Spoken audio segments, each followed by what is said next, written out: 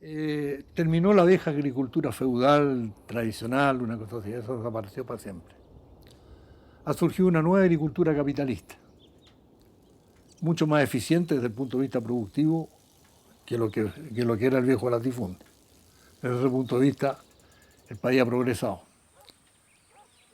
Pero un deterioro de las condiciones de los campesinos muy grande y una descampesinización muy fuerte. O sea, muchos de los jóvenes hoy día ya no quieren seguir en el campo, se van a las ciudades. No hay, no había, salvo en algunas regiones, por supuesto existe, pero no había ese viejo sentimiento de el orgullo de ser campesino que había antes. Eso desapareció totalmente.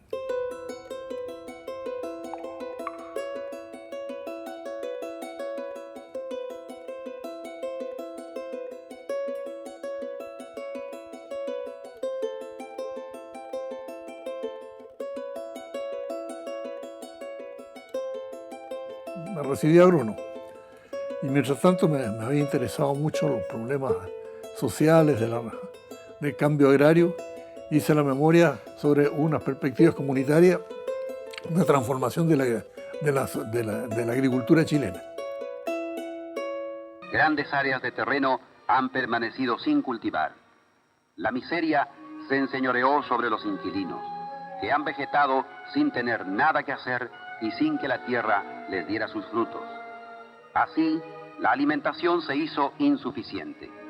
Desde el año 40 fue necesario importar cada vez más alimentos. La cifra ha llegado a 150 millones de dólares anuales. Antes la pobreza era muy marcada, o sea, las casas eran, por ejemplo, piso de tierra, no, sin cielo, no habían baños, y mi papá siempre hacía pozo negro. Y el agua también, el agua era de noria, o sea, entonces no. Pero la pobreza antes era mucho más. No como ahora, ahora está más disfrazado, pero antes se notaba la pobreza, la gente que no. Porque de repente si no se tenía zapatos uno andaba a pies pelados. En este lado del fondo se ven algunas casas, unas tejas todavía ahí. Eran las casas de los inquilinos. En la casa a la continua de esta vivía mi abuelo. Mi abuelo se llamaba Manuel Reyes García. En los fondos existían casas de castigo, donde castigaban a los inquilinos cuando no se portaban bien con el patrón.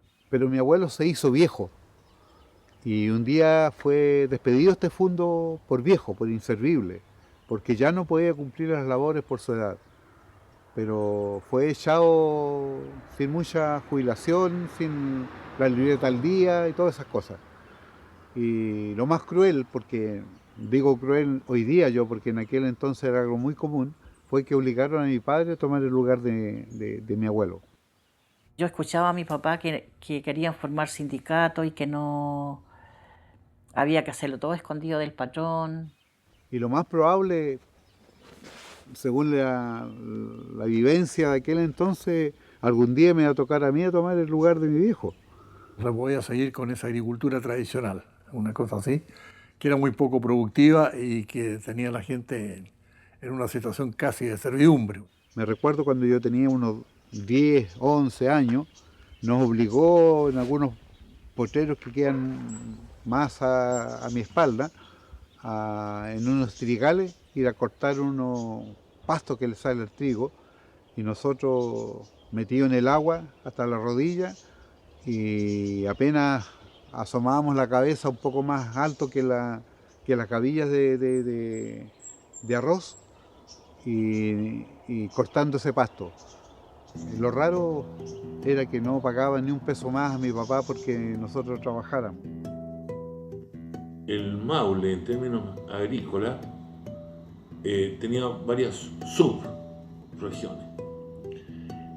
Había una zona cercana a Talca, sobre todo la zona de San Clemente, que era de la zona de mayor tradición oligárquica, de lo que fue la oligarquía talquina. Los 20 y tantos fundos que había, etcétera, en esa zona, estaban todos en manos de Silva, Donoso y Enrique, ¿ya? Y todos casados con todos.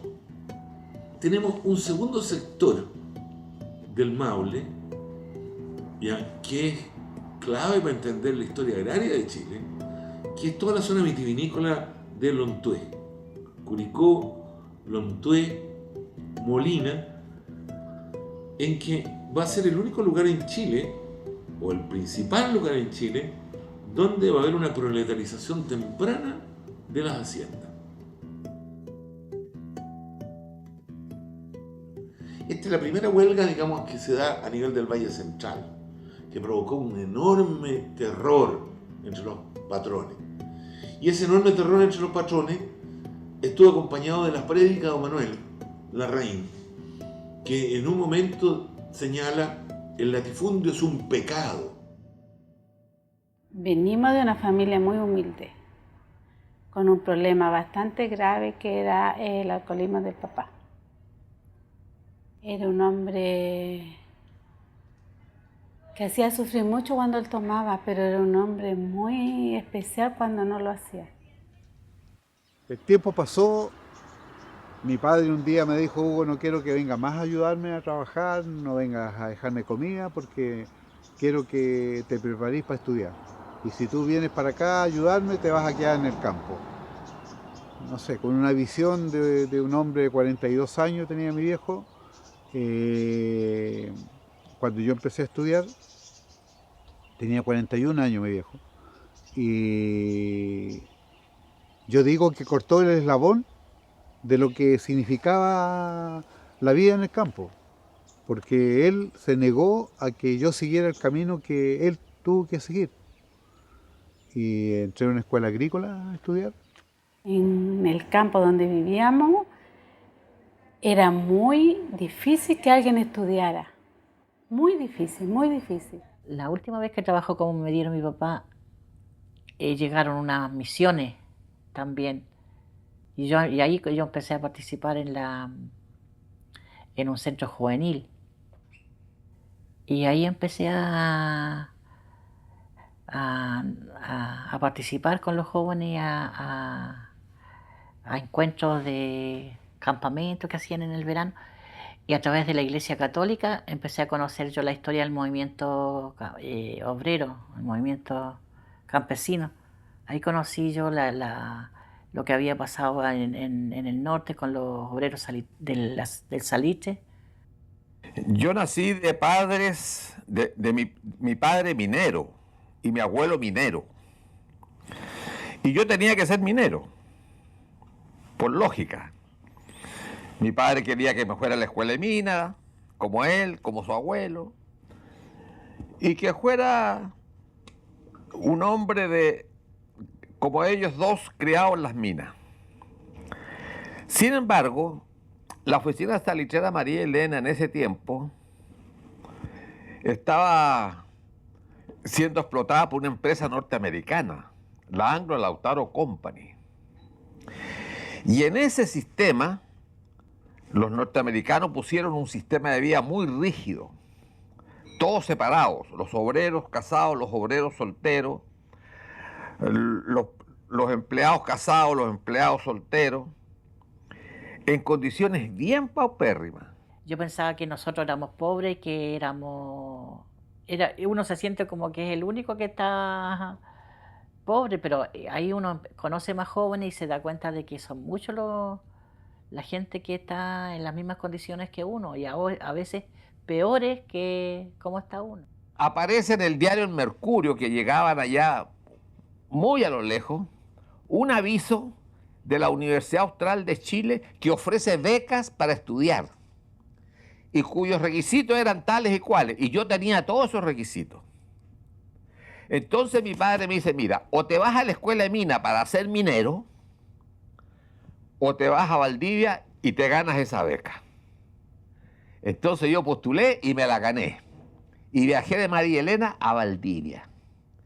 Y en Valdivia estuve 5 años estudiando en la escuela de agronomía. Me fue muy bien. Llegué a ser ingeniero agrónomo. Pero lo más importante es que estando yo estudiando agronomía en Valdivia, conozco a un personaje que me marcó para el resto de mi vida. Cuando yo tenía en ese tiempo 24 años. Ese personaje se llamaba Salvador Allende.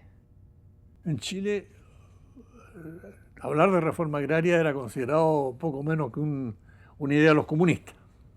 Pero pasó una cosa muy curiosa.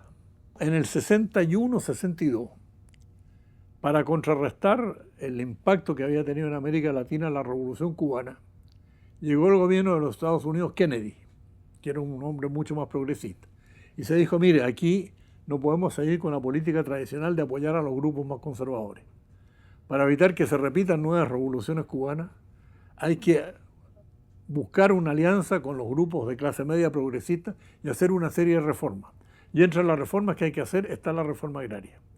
Entonces organizaron una conferencia que se llamó la Conferencia de la Alianza para el Progreso, que tuvo lugar en Punta del Este en el 61. Y ahí el gobierno de los Estados Unidos le dijo a todos los gobiernos latinoamericanos, entre otros a Chile, que si no hacían reforma agraria no iban a tener ayuda americana. El primer proyecto de reforma, la primera ley aprobada de reforma agraria en Chile fue por un gobierno de derecha. Esta reforma agraria chilena se empieza a financiar con préstamos del BID. Somos dueños de nuestra tierra, dice la ley de reforma agraria, pero no tenemos derecho a cultivarla mal. Después de todo, la tierra es de la colectividad. ¿Por qué se hizo necesaria la reforma agraria? Porque en una democracia como la chilena, el legislador respondió a las necesidades manifestadas por el país a través del gobierno en orden a satisfacer un imperativo histórico. Jorge Alessandres Rodríguez, latifundista, crea esta ley y se transforma esta reforma agraria en un negocio agrario. ¿Por qué? Porque empezaban a entregar las tierras a aquellos agricultores que tenían exceso de tierra y la venta era al contado. De manera que no hubo ningún cambio de la estructura agraria como consecuencia de la reforma agraria. Es lo que se llamó en Chile la reforma de Macetero. En el 64 triunfó Frei, y después en el 65 hubo elecciones parlamentarias. Y ahí la derecha casi desapareció del Parlamento, los conservadores y los liberales quedaron reducidos a cero, y le quedó una inmensa mayoría de la democracia cristiana y al resto de los partidos de izquierda. Entonces se crearon también las condiciones políticas para poder realizar un proyecto de reforma agraria que lo planteaban los dos candidatos que habían tenido posibilidad de llegar al poder, que era por un lado Frei y por otro lado Allende. En el tiempo de Frei, cuando salió la reforma agraria, recién los indicios, ahí yo conocí, hablaban de la reforma agraria que había hecho la Iglesia Católica con los fondos que tenía la Iglesia Católica en San Dionisio, acá en Colbún, y que aparceló el fondo y le dio a los campesinos y trabajaban en forma de cooperativa. Y además que empezaron a construir las casas más decentes para vivir. Y tenían huertos familiares, entonces eso, y mi papá decía, así estaría bien, dijo, tener lo necesario para vivir. El patrón, el dueño del fondo le temía más a las organizaciones sindicales que a la reforma agraria. Y por eso nace la reforma agraria, como para callar lo que era la organización que se estaba dando como sindicatos. Hasta ese momento no había sindicatos en el campo. Entonces, con la ley de sindicalización campesina se estableció lo siguiente. Bastaba que 100 trabajadores de una comuna se pusieran de acuerdo para constituir un sindicato, iban ante el inspector del trabajo y automáticamente se constituía el sindicato. En el tiempo de Frei fue cuando más empezaron a organizarse la gente. Entonces los campesinos empezaron a reclamar por los sueldos, por regalías, que también porque les dieran un pedazo de terreno para sembrar. El gobierno demócrata cristiano, con un fundamento religioso muy fuerte en la Iglesia Católica, crea entonces, a través de la revolución en libertad, la ley de reforma agraria 16.640, que es muy distinta a la ley anterior. Lo más importante de la ley de reforma agraria de la democracia cristiana es que limita por primera vez en América Latina la propiedad de la tierra. Se dijo, nadie puede tener en este país más de 80 hectáreas de riego básico del Valle del Maipo o su equivalente en tierras de otro uso. Para que pueda haber la reforma agraria hay que limitar, porque Chile tiene muy poca tierra agrícola. Segundo, se dijo, toda la tierra tiene que quedar en manos de personas naturales. O sea, ninguna sociedad de acciones o de personas puede ser dueña de la tierra. Después, tercera causal, que fue muy importante, en todo proyecto de riego que haga el Estado, se expropian las tierras de secano, toda la inversión se hace al Estado, y si el propietario es un buen propietario, se le devuelven hasta 80 hectáreas de riego básico, y el resto queda para la reforma agraria. Y por último, toda tierra mal explotada, mal trabajada, era expropiable por el solo hecho de ser mal trabajada, pero ahí se dio un plazo de 3 años desde el momento de la aprobación de la ley, que fue en el 67.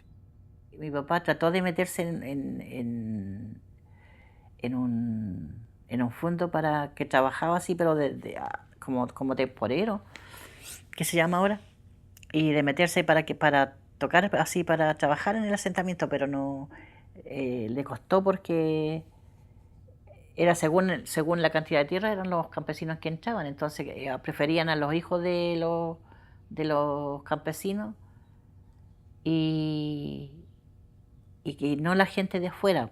Mi padre tenía un caballo, una yegua me acuerdo, y estaba en un potrero que está como 2 cuadras más abajo. Y lo mandaron a buscar la yegua porque después tenían que venir a buscarlos a Pedro y salir a trabajar durante todo el día. Y mi padre fue a buscar la parte del callejón que hay y salió al camino público, venía un camión, se espantó la yegua que venía. Mi padre fue a sujetar la yegua, el lazo que le habían dado la parte patronal estaba picado, estaba defectuoso, y mi padre, por sujetar fuerte la yegua, se le cortó ese lazo, se cayó de espaldas, se pegó en el cerebro, y una consecuencia más de aquellos tiempos, la ignorancia de los campesinos, salieron los amigos de él a socorrerlo, y la mejor forma de socorrerlo fue de llevarlo a una casa y pararlo. Al pararlo se le fue la sangre al cerebro y mi papá duró 10 días agonizando en el hospital de Talca. Yo no tenía idea de todo esto porque estaba estudiando, y mi padre falleció un 31 de mayo cuando yo tenía 14 años y cursaba 2.º año en la escuela agrícola. Luego igual de una u otra manera tomó como el rol de papá, digamos entre comillas, porque él también estudiaba. Pero mi mamá fue una vida bien difícil, muy complicada. Quedamos 4 huérfanos y mi madre embarazada de una hija de mi hermana menor de 6 meses embarazada, quedamos en la calle. A raíz de todas esas situaciones, de la injusticia que se vivía en el campo, empezamos nosotros a tomar conciencia de lo que era la explotación. Yo me empecé muy joven en lo que era la juventud obrera católica. Primero fui dirigente del sector, después fui dirigente de la Acción Católica, después yo fui dirigente comunal y después llegué a ser dirigente diocesana de la Acción Católica. Entonces, y de ahí después ya empecé a ser, me metí a ser dirigente sindical campesina, ayudé a organizar un sindicato a nivel en la comuna de Linares y ahí fui secretaria general del sindicato. Cuando terminó el gobierno de Frey, se habían expropiado más o menos 3,5 millones de hectáreas. El gobierno se había fijado una meta, que era darle la tierra a 100.000 familias. Eso no lo logró.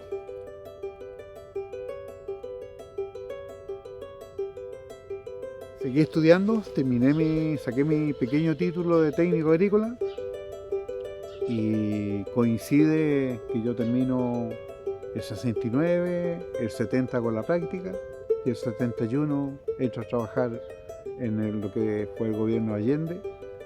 Entro por nominación de mi partido, Partido Comunista.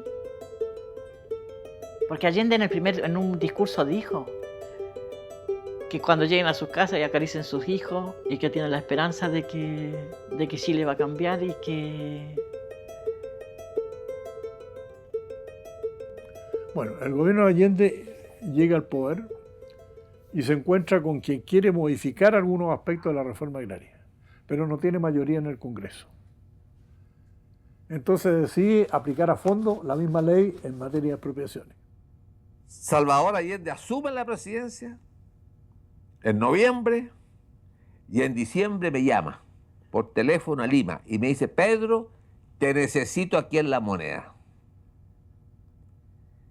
Vente el lunes. Y yo era el encargado en la comuna en el área de Molina, que correspondía a Sagrada Familia, Río Claro y Molina. Ese fondo estaba abandonado, botado, totalmente botado. Trabajábamos puro de afuera nomás. Tenía como 5 funcionarios a cargo de justamente organizar a los campesinos para el proceso. De repente salió la idea de tomarlo al fondo, como el año 70 por ahí. Donde los campesinos recién se habían tomado los terrenos, llegar allí, ser los primeros en aparecer ahí y empadronar a toda esa gente. El asentamiento lo entregaron por ahí en diciembre. Ahí ya estaban los papeles arreglados ya. Nos mandaban a un fondo, después que se expropiaba, después que se hacía el acta porque tú el acta de expropiación lo hacías, si no había dificultades, lo hacías con funcionario público, con funcionarios que representaban el Estado. Si estaba el representante del dueño del fondo y los campesinos. Y para empezar no teníamos nada cuando se expropió. Y el mismo caballero, el pasón ese, lo regaló un tractor. El tractor que tenía él ahí, lo regaló. Nosotros nunca le quitamos la tierra, nosotros pagamos la tierra. Solo que no la pagamos a precio comercial, sino que el precio que nosotros creíamos que correspondía pagar. Como en ese tiempo era el gobierno de la UP, costaba poco para conseguir maquinaria. Ahí lo conseguimos 2 tractores más.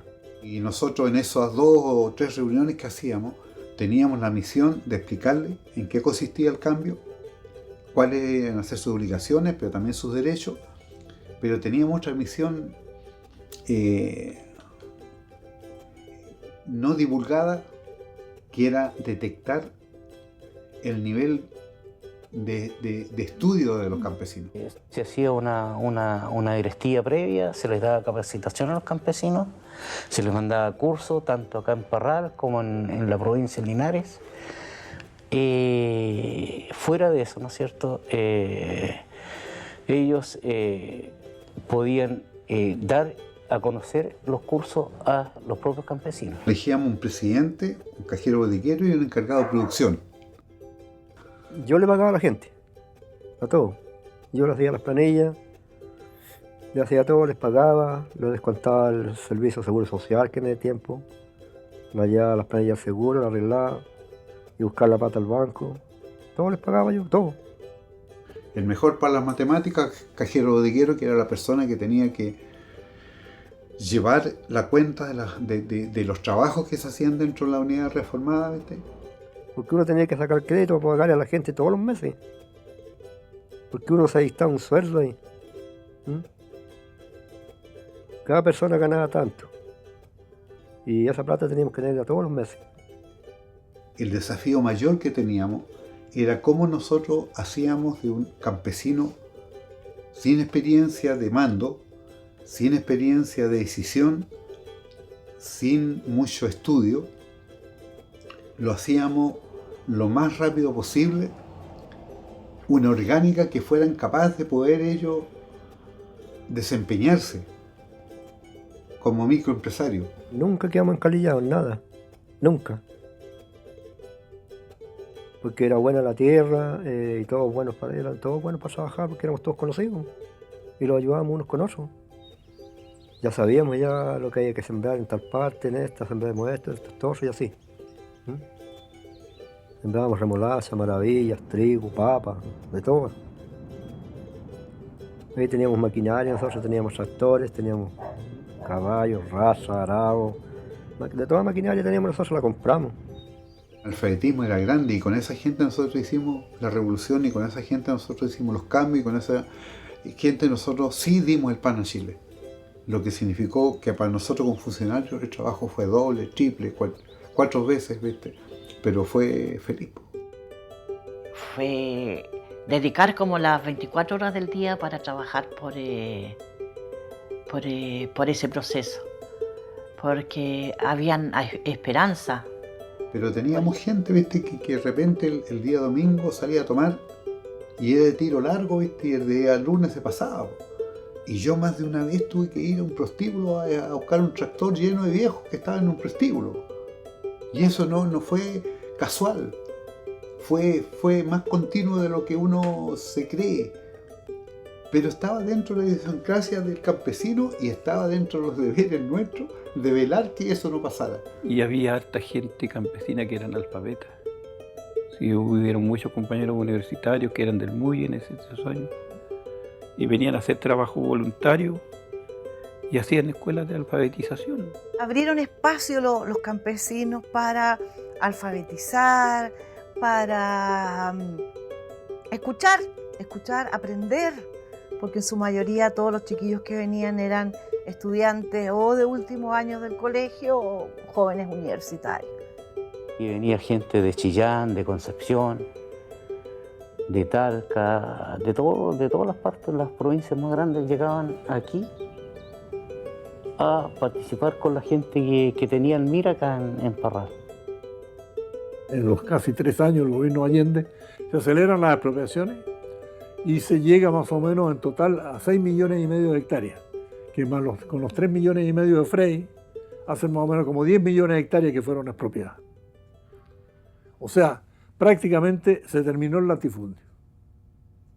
La producción que se hizo del 71 al 72 fue más alta que en los años comunes. Se abre un mercado interno de carácter industrial. Ya el campesino quiere tener por lo menos una lavadora, quiere tener un refrigerador, quiere tener muebles. Empezamos a tener más cosas nosotros, por lo menos ya no había tanta necesidad en las casas. Pero aumentó el consumo más que la producción. Entonces hubo que aumentar las importaciones. Y en el 72 se produjeron una serie de problemas, porque el invierno fue muy crudo, se atrasaron todas las siembras de invierno que se iban a hacer en la primavera, y en la primavera vino la famosa huelga de los camioneros, que creó una serie de dificultades. Entonces en el 72 ya hubo un desbalance mayor entre la demanda, que había crecido mucho por las especulaciones además, y la producción que no había crecido suficientemente. Y empezaron los fenómenos de inflación y todo lo demás que se agudizó en el 73. Cuando nosotros sacamos la declaración para reconocer el gobierno de Allende, entonces, y nos llamaron a todos acá a una reunión acá, andaba el presidente del episcopado, Monseñor Santos, y tuvo una reunión con nosotros, con los dirigentes diocesanos. Entonces nosotros invitamos a los dirigentes sindicales que habían, los dirigentes sociales que habían. Y ahí estaba en la Federación Nuevo Horizonte, que era Manuel Olivero y Anselmo Cancino y Lupercio, no sé quién más había. Era una persona que estudiaba mucho, le gustaba leer todo lo que era la historia de acá, la historia del campesino y todo. Hicimos la reunión en la sede de la Federación Nuevo Horizonte y a mí me tocó dirigir la reunión. Y ahí estuvo Anselmo, entonces ya pasó la reunión y todo, y después me dijo, me felicitó porque había dirigido muy bien la reunión. Y de ahí ya empezamos a conversar más y a hacernos amigos, fuimos amigos así. Los militantes del MIR acá, que construimos 3 sindicatos. Y ahí no nos dimos ni cuenta después cuando ya terminamos siendo compañeros, después de un tiempo así. La Silvia pertenecía al sindicato Luciano Cruz, era secretaria. Cuando yo lo conocí era del Partido Socialista y después yo empecé a tener contacto con la gente del MIR, Nos fuimos desencantando de lo que era la reforma agraria, porque iba dividiendo al campesinado. Y a los más pobres los iban dejando más afuera, porque ustedes pueden decir, pucha, la contradicción grande de la ley de reforma agraria era para solucionarle todos los problemas a los campesinos. Y no, pues. Había muchos campesinos que quedaban, que eran los hijos de los asentados, los que estaban afuera de los asentamientos. Eran explotados inclusive por los mismos compañeros que tenían los asentamientos. Empezó a tener problemas en el Partido Socialista y se fue al MIR y ahí estuvimos juntos. Hicimos congreso del Movimiento Campesino Revolucionario, ahí participamos hartos juntos. Él salió elegido el presidente, yo era la secretaria. Nosotros por eso, cuando yo me integré después al Movimiento Campesino Revolucionario, se hizo un programa que le llamamos nosotros el programa del MCR, ¿ah? Donde nos incorporábamos a la ley de reforma agraria, pero con otro sentido, que no solamente fuera una reforma agraria para unos pocos, sino que fuera para todos. Uno se encontraba con la siguiente situación, que muchos campesinos que no eran inquilinos quedaban fuera, porque no eran moradores permanentes del fondo, eran medieros, eran afuerinos, etcétera, etcétera. Entonces se quería que también se incorporaran a la reforma agraria. Entonces se buscó otra fórmula transitoria de ese periodo intermedio que se llamó los CERAS, los Centros de Reforma Agraria, que consistía en expropiar varios fondos simultáneamente y constituir una unidad más grande, y ahí meter a toda la gente que estaba ahí. Pero eso no se tenía mayoría en el Congreso, no se pudo modificar la ley. Entonces esos CERAS se crearon administrativamente, y ahí hubo una serie de conflictos entre asentamientos, CERAS. Había mucha gente que era afuerino, que no tenían dónde trabajar en la tierra, o sea, dónde quedarse, que trabajaban así por temporada, y nosotros lo empezamos a organizar. Inclusive ahí mismo en Hierba Buena organizamos un grupo grande de afuerinos y se tomaron un predio ahí en 3 esquinas. Y había una ley que decía que solo se expropiaban los fondos más de 80 hectáreas básicas. Después hicieron congreso 2 partidos, ¿viste? Y colocaron 40. Y nosotros poníamos de 40 hectáreas de riego básico.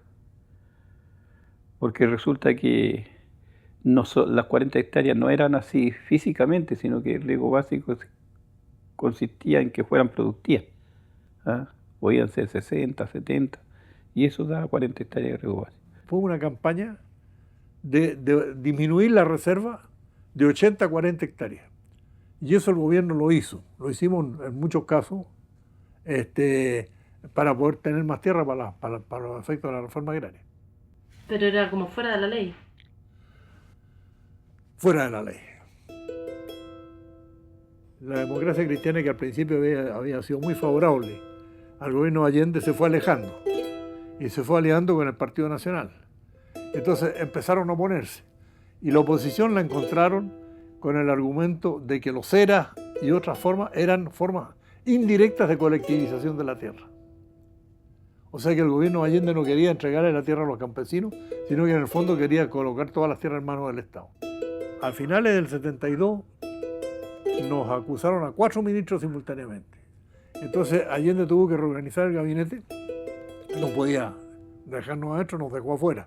Y ahí entró el general Prats, por un lado, ahí entraron el general Prats por un lado, como ministro del Interior, y entró la CUT, la Central Única de Trabajadores, en el Ministerio del Trabajo y en el Ministerio de Agricultura, digamos, con Rolando Calderón.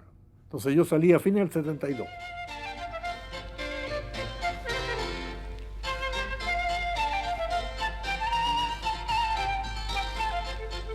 Frente a la crisis, el presidente Allende designó un nuevo gabinete con participación de ministros civiles y militares. En ese tiempo habían grandes crisis ministeriales, políticas. Y a fines del año 72, principios del 73, me nombra ministro de Agricultura. La izquierda no respetaba de ninguna manera el límite de la propiedad. Él decía, todas las tierras son expropiables. Nosotros decíamos, solamente mayores de 80 hectáreas, pero había un campo entre las 40 y las 80 hectáreas que muchas veces eran prácticamente, vamos a hablar de una clase media de agricultores, que tenían 40, 45, 30, 50 hectáreas. Entonces, el movimiento de izquierda revolucionario empezó a tomarse estos pequeños predios. Y pienso que eso fue un avance para el proceso de reforma agraria. Y por otro lado, ¿no es cierto?, le estaban diciendo al gobierno de la Unidad Popular que se pusieran los pantalones, que la cosa tenía que ir para allá, ¿no? Entonces eso nos fue echando de enemigo en la clase media, el pequeño agricultor. Aquí en la zona empezaron a aparecer los sindicatos de agricultores. Y aparecieron 2 sindicatos de pequeños agricultores muy violentos aquí en la zona. Aquellos que se hicieron cargo del Frente Campesino Revolucionario eran más que nada estudiantes. Eran re pocos los campesinos. Así que ellos surgieron así, tuvieron un poder decisivo, grande, porque ellos decidían tomarse un fondo, iban y se lo tomaban. Iban preparados para todo, con armamento y todo, así que no tenían miedo. Se decía que Chillán era un bastión comunista y socialista y que los campesinos estaban armados. Por otro lado, teníamos el movimiento Patria y Libertad, que era de extrema derecha, pero que no eran los liberales y los conservadores, que eran demócratas. Estos eran fascistas. Andaban incluso con unas marcas acá parecidas a la de Hitler, con unos uniformes así, los jóvenes. Se produce ese fenómeno tan violento. La muerte del obrero Jorge Enríquez, en Concepción. El asesinato del comandante Arturo Araya, edecán del presidente de la República. La voladura de un gaseoducto en Curicó, con 2 muertos y una decena de heridos. La situación del país era demasiado violenta. Había mucho enfrentamiento, era impresionante. Y era la primera semana de septiembre, y el Partido Socialista me dice, Pedro, tienes que irte a Chillán para ver qué organización existe en Chillán para la defensa del gobierno. Y él me decía, mira, el presidente me mandó a Chillán y vamos a ver qué es lo que pasa allá. Yo en el fondo me quedaba inquieta, porque por el ambiente que existía, ¿no? Sucedió lo que tenía que suceder, ¿no? Sucedió más temprano que tarde.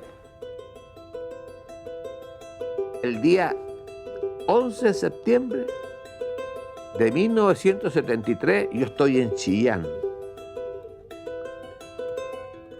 investigando qué capacidad de organización tenían los campesinos, si acaso iban a marchar a Santiago, cuántas armas habían, etcétera, etcétera. Me levanté a la hora de siempre, tomé desayuno, y cuando estaba en eso, empezó la noticia, que en la noche anterior ya se habían sublevado los marinos en Valparaíso. Con mi compañero conversamos y me dice, ¿qué vamos a hacer, negra?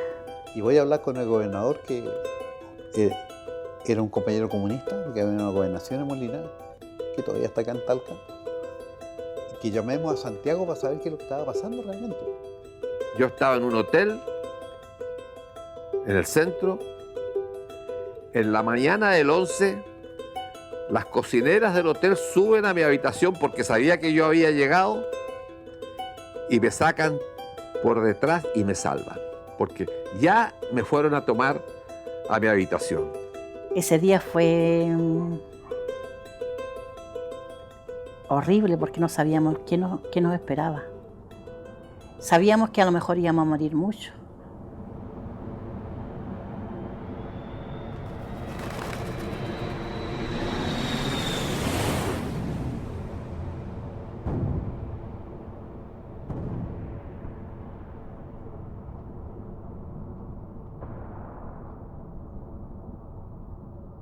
Fue horrible como pasaban los aviones y se sentían los ruidos de las bombas que disparaban, ¿no? Eso fue espantoso, espantoso. A continuación se dará lectura al bando número 1 de la Junta de Gobierno Militar. Se advierte a los ciudadanos que cualquier acto de sabotaje en todo tipo de actividades nacionales, como empresas, fábricas, medios de comunicación o de transporte, etc.,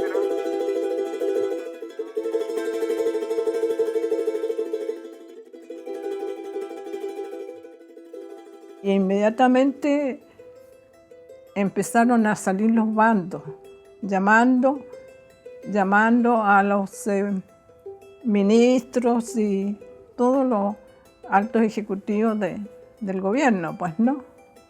Y en esa salía una lista, y en esa lista no sale el nombre de Pedro. Salieron todos los ministros, el secretario, qué sé yo, pero el nombre de Pedro no salía. Entonces yo dije, entonces Pedro debe estar detenido. Yo le dije, si estoy embarazada, yo sentía que estaba embarazada. Y él se puso a llorar, me dijo, viste, me dijo, yo no quería que te embarazaras porque te va a tocar sola, tú vas a sufrir, te va a tocar sola. Yo no lo voy a conocer. ¿Qué vas a hacer? ¿Qué te van a decir tus papás? ¿Qué va? No sé. Me dijo, porque a lo mejor a ti te van a dejar. Pero yo, me dijo, si me pillan no me van a dejar. Yo me junté con la directiva completa del Partido Comunista, del Partido Socialista y del MIR en la noche. Y me dicen, compañero, aquí no hay absolutamente nada de lo que usted viene a buscar. Yo le dije, pero no sé, pues le dije yo ahí. Le dije yo, puede que haga alguna forma, todavía está recién empezando. Le dije yo, le digo, no puede. Le dije yo, están los cordones industriales, le dije yo, las otras organizaciones, vamos a ver qué pasa. Se rumoreaba mucho que Prat venía con un ejército de Concepción y se decían mil cosas, ¿viste? Que teníamos que comprobarlo si era cierto o no. En resumen, no existe ninguna organización armada en Chillán ni en Ñuble. No existen campesinos armados en Chillán y en Ñuble. No existe ningún movimiento que fuera a avanzar hacia Santiago en defensa del gobierno, que ya en ese momento ya era dictadura. Absolutamente ninguno. Y yo me encuentro con esa realidad, solo en Chillán. Le dije, pero no hay que perder la esperanza, o sea, le dije yo, tenemos que ser fuertes en este momento. Y ahí dijo, yo ahí no, ¿tú tienes casa de seguridad? Sí, sí tengo. Yo también, entonces nos separamos. Después nos vimos el día 13. Y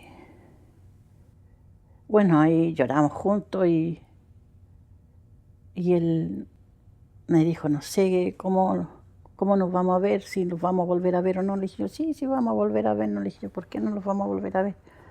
Y se cambió de casa de seguridad. El día jueves yo tenía que juntarme con un dirigente en un punto a una hora determinada. Y ahí, viste, él iba a traerme un instructivo y decirme lo que yo tenía que hacer y lo que el partido estaba haciendo. Y la noche del 13 la pasamos nosotros, en ese tiempo se llamaban poblaciones callampa.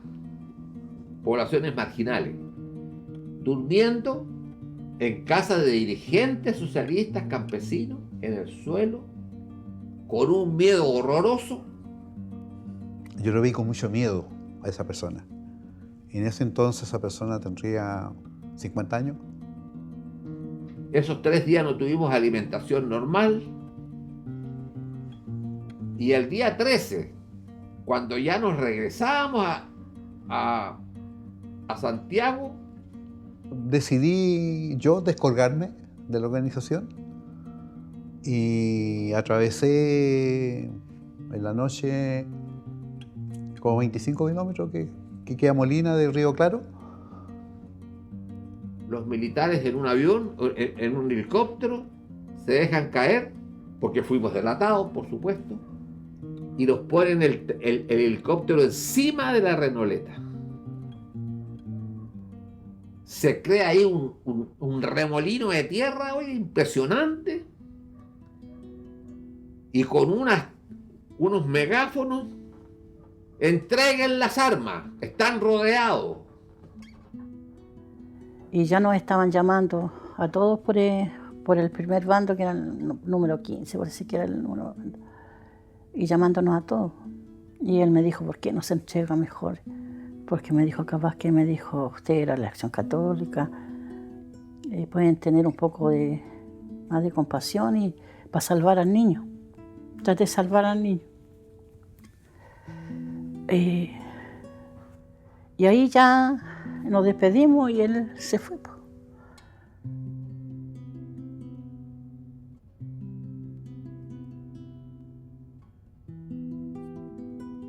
Yo después de ahí me fui a Santiago, me fui a la casa de una tía. Y mi tía me dijo que no me podía tener en la casa porque era muy peligroso. Anduve en Santiago dando vueltas así a ver si... Y dije, no, esto no. Y me regresé de nuevo a Linares. Me fui a la casa de una amiga, de Teresa Felice. Y conversamos con mi amiga, me dijo, ¿sabes qué? Llamemos al obispo y preguntémosle. Y yo llamamos al obispo, que estaba Monseñor Salinas.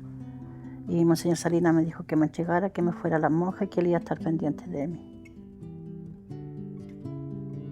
Conversamos harto con la madre superiora, Margarita se llamaba la monja, y después de ahí llamó al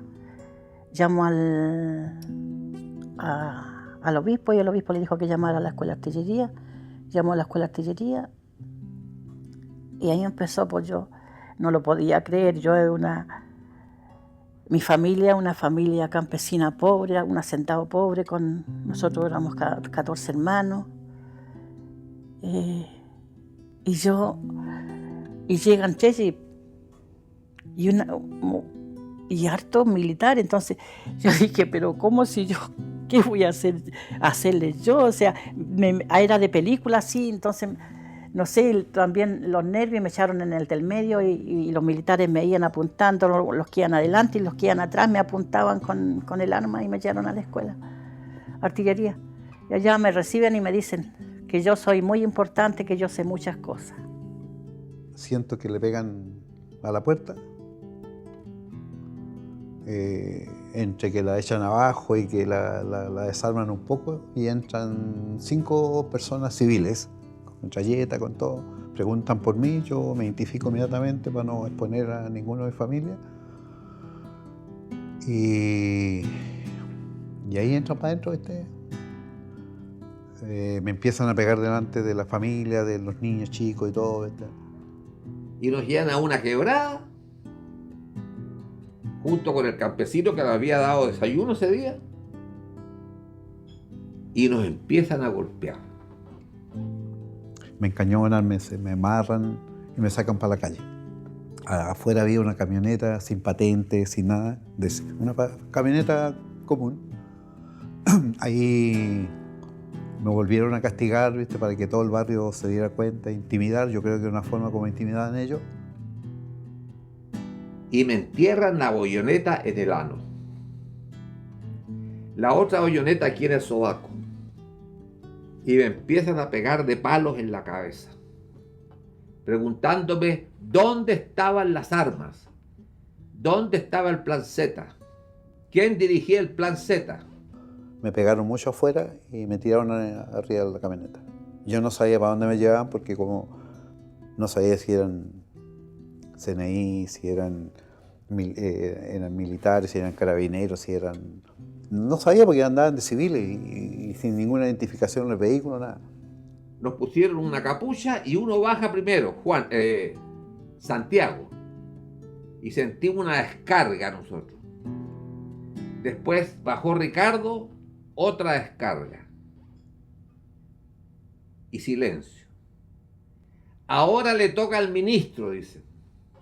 Llevaron a la primera comisaría de Curicó. Y en la primera comisaría de Curicó, viste, ahí lo pasé mal, muy mal. Me ponen las manos atrás y siento la misma descarga que había sentido en 2 oportunidades. Detrás mío había otro pelotón que eran los que tiraban las descargas hacia arriba. Entonces en ese momento se me revienta este oído. Yo siento que empieza a salir de acá material, pus y todo lo demás. Pero yo estaba temblando, ¿entiendes? Me llaman por teléfono y me preguntan por mí y me dicen que Pedro está detenido en la cárcel de Chillán. Y yo le alcanzo a decir con quién hablo y me cortan la llamada. Y me encuentro con más de 400 presos, socialistas, comunistas, alcaldes, curas, médicos y el 80% campesinos. Al otro día le digo yo a mi mamá, yo voy a ir a Chillán. Y veo que hay un grupo ahí en la cárcel, porque teníamos una cárcel que tenía una cancha de fútbol y ahí estábamos todo el día. Veo un montón de compañeros rezando, porque habían unos curas presos. Y me voy, oye, y les digo para su madre, ¿qué están rezando? ¿Dónde está Dios? Me sale el ateísmo para afuera. ¿Dónde está Dios? Miren cómo estoy, miren cómo está este otro, mira cómo estás tú. Dios está comiendo con Pinochet allá en Santiago. Fuimos a la cárcel y yo me presenté como la esposa de Pedro Hidalgo, que sabía que estaba aquí en la cárcel, que estaba detenido aquí en la cárcel. Entonces me dicen ellos, no, aquí no está, me dicen. Él no está aquí. Pero ¿cómo? Si yo recibí un aviso que estaba en la cárcel. No, me dicen, no está. Si quiere pasa a una habitación aquí al lado, me dijo, y revise la cédula de identidad. Y efectivamente pasé a una salita más chica que había al lado y empecé a revisar todo la cédula, había un montón. Entonces encontré una que decía Pedro Hidalgo, pero el segundo apellido no era el de Pedro y además era un joven. Nos llevan en una barcaza a la isla Quiriquina. Un viaje también de miedo. Nos bajan en la isla a los 20 y nos han dado una paliza que no te voy a decir cuál. Pasó bastante tiempo en la isla, ¿no? Tuvo varios meses. Hasta que un día regresó los trajeron a todos los que habían llevado de Chillán, los volvieron a la cárcel, pues. Y los llevaban al regimiento. Y en el regimiento le aplicaban electricidad, distintos tipos de tortura. Para saber de qué relación existía entre todos nosotros, digamos. Preguntar por armas. Una noche, que estoy yo botado en el suelo, se aparece una cruz en el techo, blanca, perfecta. Y yo me asusto y me doy vuelta. Pero miraba y ahí estaba la cruz, hasta que desaparece. Entonces le pido a uno que estaba al frente, le digo si acaso a él le había aparecido una cruz. dijeron, Pedro está loco, vio una cruz. Yo empecé a ver a Pedro mucho más involucrado en todo lo que el oficio religioso. Ya se persinaba, qué sé yo, rezaba como el resto. Llegó la tercera noche y ahí estaba la cruz. Entonces me hice amigo de la cruz. Me paré, porque estaba tendido en el suelo, y la cruz me la puse en la mano. Y yo veía la cruz aquí en la mano, porque ponía la mano en el techo y se reflejaba en mi mano. Y empecé a conversar con la cruz sin darme cuenta. Y eso me trajo tranquilidad. Increíble. Pero además, la tercera noche, me arrodillo y le digo, Jesucristo, creo que estás aquí metido en esta celda conmigo. En la cárcel habían dos Pedro Hidalgo. Uno que era Pedro Hidalgo, nosotros le decíamos Pedro Pichanga, digamos. Ese era su apodo, Pedro Pichanga Hidalgo. Y el Pedro Hidalgo ministro. Y me llega el anuncio que estaba condenado a 8 años. La pena mayor.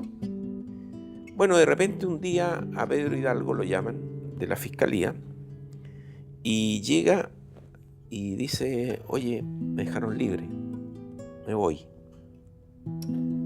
Ah, sí, ¿cómo? ¿Por qué te dejaron? No sé, el fiscal me llamó y me dijo que me fuera bien, qué sé yo. Sí, pero yo venía pensando, dijo, cuando venía para la fiscalía, no, ¿será que me van a matar? Dijo. Y me llevan a la gobernación donde estaba el intendente. Y la gente en la calle me veía caminar y me hicieron como un túnel así de gente, gritándome, ministro, María. Y llego a esa instancia y estaban todos los generales ahí adelante.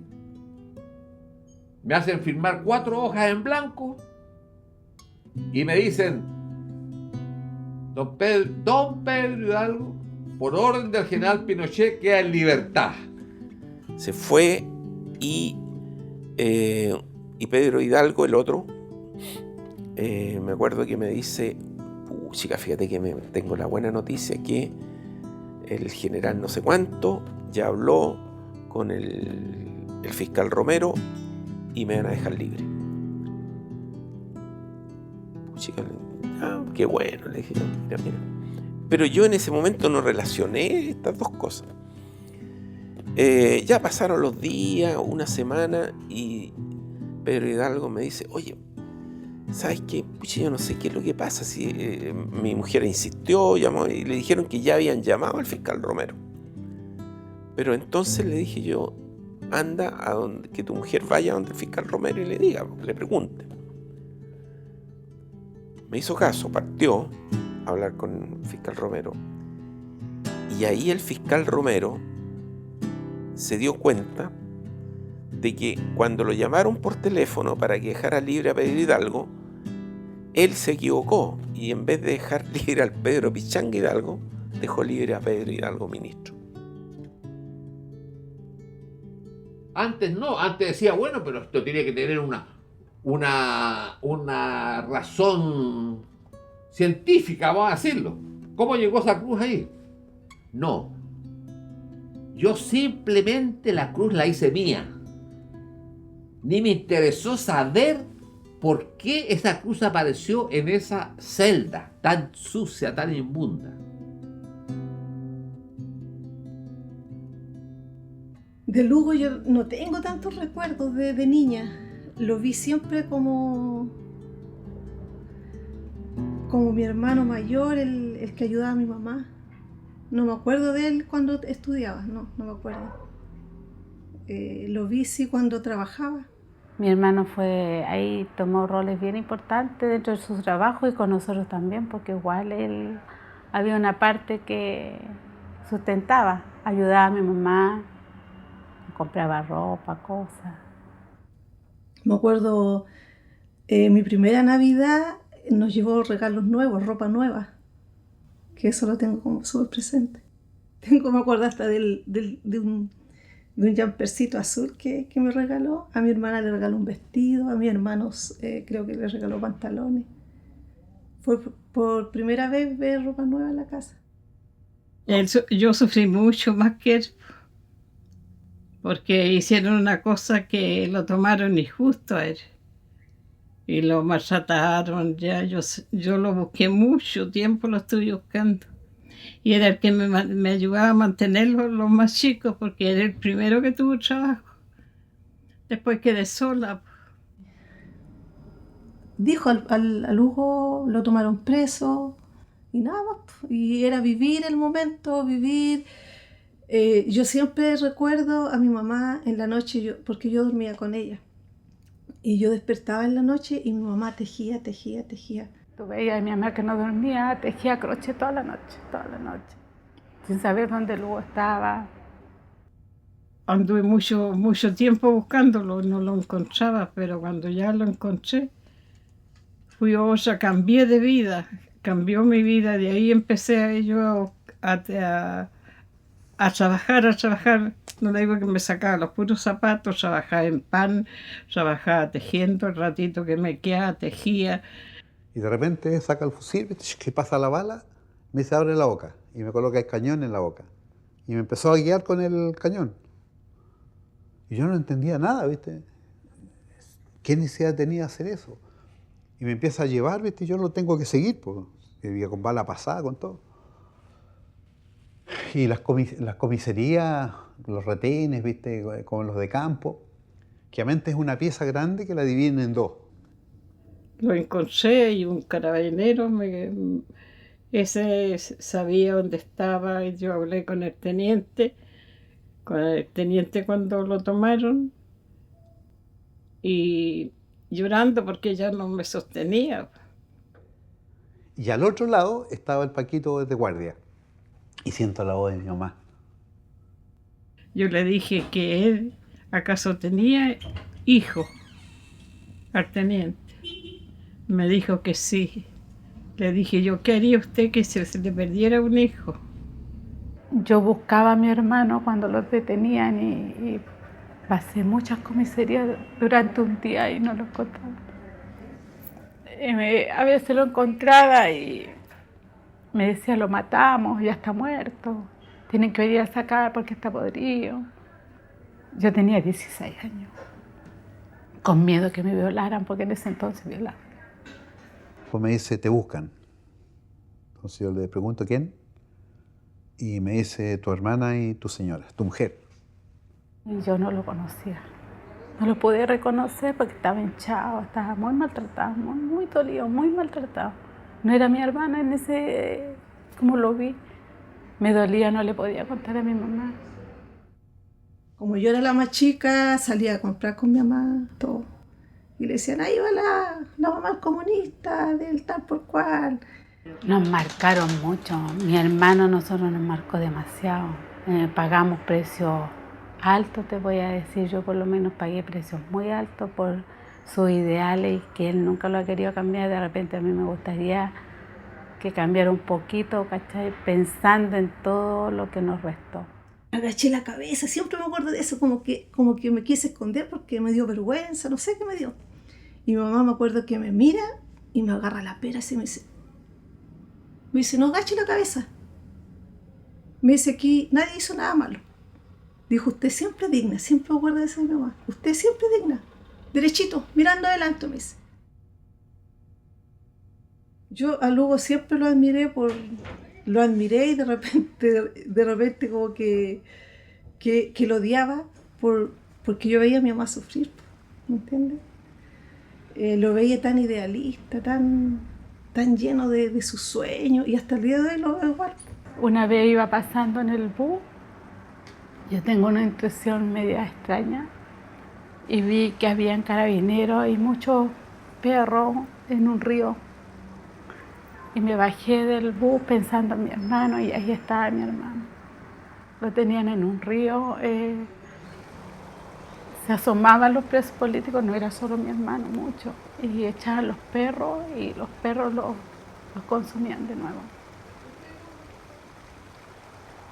En ese momento llegó el patrón ahí que se llamaba Don Enrique Burgos, y habló con nosotros, los reunió a los dirigentes ahí y los dijo que si le entregábamos la mitad del fondo, él los regalaba la otra mitad, con papeles, con todo, netamente de nosotros, para que nosotros, si queríamos, trabajábamos en conjunto o bien lo repartíamos. Yo en ese momento le dije que bueno, ni un problema. Ya, me dijo, ya había sido el golpe de estado ya. Me dijo, súbete al alto, me dijo, búscate todos sus compañeros, éramos 4. Y vamos a Talca, me dijo, allá firmamos los papeles todos. Y fuimos a Talca, a la intendencia, no me acuerdo dónde fue, pero ya fuimos donde había que ir. Y llegamos allá, y le devolvimos la mitad del fondo a él. Y él fuimos a hacer todos los papeles, todo. Me acuerdo siempre, llegó un militar, no sé, yo no sé nada del grado, qué grado están. Llegó un militar y le dijo, ¿sabe qué más, caballero? Va a hacer los papeles para acá. Se los pescó y se los rajó. Y los tiró lejos. Le dijo, aquí usted no le puede regalar a nadie, le dijo. Si quiere, regáleselo al Estado. Para la reconstrucción.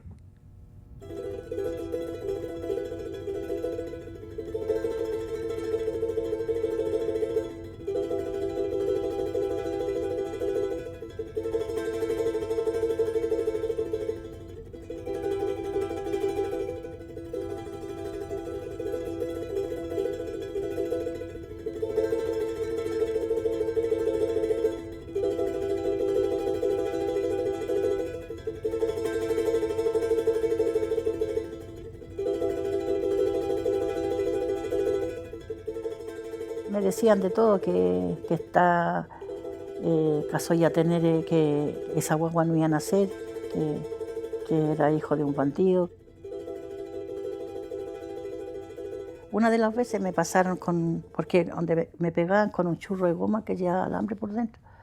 Y tenía unas puntas de alambre y donde me lo pasaron así me rompieron un poco la guatita y me sangraba. Y me amenazaban que me iban a quitar al niño, o sea, si nacía me lo iban a quitar, que me lo iban a matar. Cuando yo llegué allá al otro lado, supe que también a la Silvia la habían, tenían los rastros de cómo la habían golpeado, su guatita morada. Y ella contaba y estaba muy nerviosa todavía. Y cuando me golpeaban, a veces no sentía dolor. El dolor lo sentía en la noche, después que quedaba tranquila. Y eso se enojaban ellos porque yo no gritaba, no lloraba, sino que yo aguantaba. Ella decía que ella lo único que hacía era cubrirse su guatita, porque ella estaba embarazada, entonces ya su guatita ya estaba bastante crecidita. Me acordaba del Evangelio cuando azotaban a Jesús, cuando lo golpeaban, yo decía, yo no hice nada malo, lo único que hice fue ayudar a los compañeros y le suplicaba a él. Decía, yo no quiero sufrir tanto como había sufrido él. Yo en cuanto llegué allá le conté que Anselmo estaba vivo, que lo había visto allá, pero que estaba muy mal, que lo habían golpeado mucho. A través de la unión de dos puertas, de ventanas, ahí se veía abiertamente donde estaba él, lo vi con una camisa rayada, con un pantalón Pecosville, de no blue de ahora, de Pecosville, ¿sabes? Anselmo Cancino llegó muy mal, a él le habían pegado mucho, entonces ni siquiera era capaz de sentarse. Yo me acuerdo que lo tiraron ahí en un rincón, cuando llegaron lo tiraron, a nosotros nos sacaron para que no vieran quiénes lo traían. Estaba tirado así en el suelo, así tirado. Le dieron muy duro, la interrogación de él fue realmente duro. Y en un momento mi hermana ya no aguantó y fue donde él y trató de hablar algunas cosas con él así. Y entonces yo escuché que Anselmo pedía que cuidaran a Silvia, su compañera, y que Silvia esperaba una guagüita, que la cuidáramos. Pero logré quedar vivo y yo lo único que quería que mi hijo naciera. Lo que más, cuando estaba en en el cuarto yo saltaba, cantaba, conversaba con mi hijo y le decía que eso iba a pasar y que íbamos a salir, que íbamos a estar bien.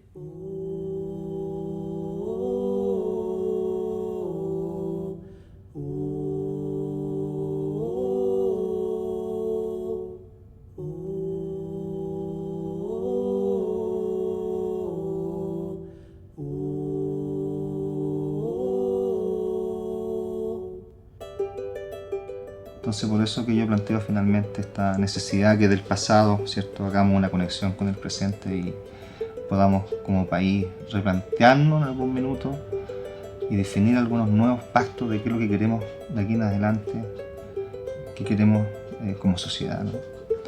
Y mi padre expresó ese sueño en su momento, mi madre también lo expresó, lo vivieron y fueron legítimos representantes de esas aspiraciones, de esos anhelos, de esa sociedad en ese momento. Y hoy día necesitamos también que la sociedad también plantee nuevos proyectos y que detrás de esos proyectos hayan personas, hayan líderes, haya gente honesta, gente capaz, gente comprometida. Somos 5.000 en esta pequeña parte de la ciudad. Somos 5.000. ¿Cuántos seremos en total en las ciudades y en todo el país?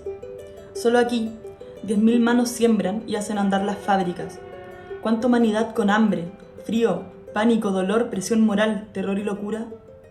6 de los nuestros se perdieron en el espacio de las estrellas. Un muerto, un golpeado como jamás creí se podría golpear a un ser humano. Los otros 4 quisieron quitarse todos los temores, uno saltó al vacío. Otro golpeándose la cabeza contra el muro, pero todos con la mirada fija de la muerte. Viento de noche, mueve la tierra, deja que salgan a jugar mis penas.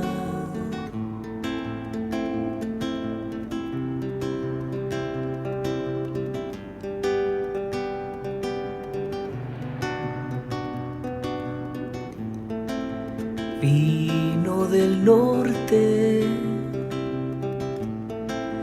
nuestra condena, dicha y quebranto colman mis venas.